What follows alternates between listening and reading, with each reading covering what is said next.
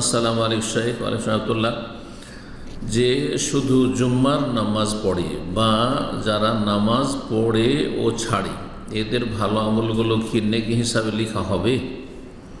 যারা শুধু জুমা পড়ে আর 5 ওয়াক্ত মোটেই পড়েন না, তারা কাফের, বড় কাফের। আর কাফের ফরজ নফল কিছুই কবুল হয় না।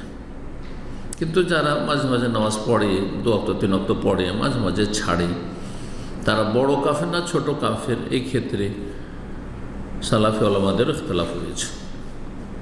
একদল বলছেন যে সেও বড় কাফের, নামাজ ছাড়লে কাফের। আর আরেক দল বলছেন না, একেবারে নামাজ পড়ে না, 5 ওয়াক্তের কোনো অক্তই পড়ে না, 2টা সপ্তাহ চলে গেল পড়ল না, ওটা মাস চলে গেল পড়ল না, এই ব্যক্তি কাফের।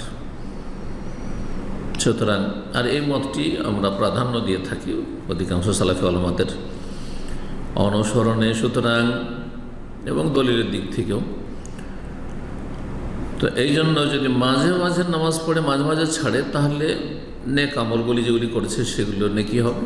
আর যে নেক আমল যেগুলি করছে তার চেয়ে অনেক বড় গুনাহ হচ্ছে বেনামাজি হওয়া। 1 ওয়াক্ত সালাত ত্যাগ করা, খুন করা, জেনা করা, ব্যভিচার করা, মদ খাওয়া, হারাম খাওয়া, সুদ খাওয়া, ঘুষ খাওয়া, তার চাইতে বড় গুনাহ।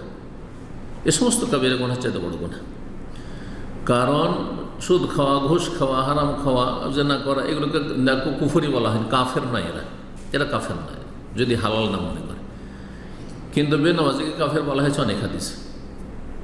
বোঝা গেল যে এমন একটি বড় অপরাধ এই গুরুত্বপূর্ণ আমল ত্যাগ করা, যেটাকে কুফরি বলে আখ্যায়িত করা হয়েছে। যেই ব্যক্তি এই ফরজ সালাত ত্যাগ করে তাকে কাফের বলে আখ্যায়িত করা হয়েছে, ফাকাদ কাফারাহ।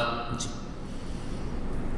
কিন্তু কেউ মদ খেলে কাফের হয়ে যাবে কথা বলা হয়নি, জুয়া খেললে কাফের হয়ে যাবে বলা হয়নি, সুদ খেলে কাফের হয়ে যাবে বলা হয়নি, যদিও ধ্বংসাত্মক গুনাহ এগুলি। জি, আল্লাহ হিদায়াত দান করুন।